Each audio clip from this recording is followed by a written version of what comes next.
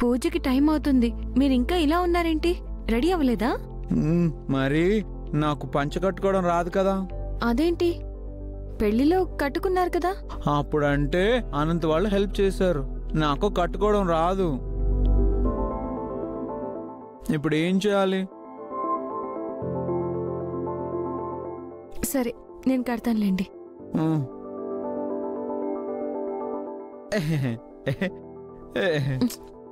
బాలాగారు, కదలకూడదు. చక్కలు గింతలు పెడుతున్నావు. తిరగండి. అయ్యో బాలాగారు, కదలకూడదు. కుదురుగా నుంచోండి.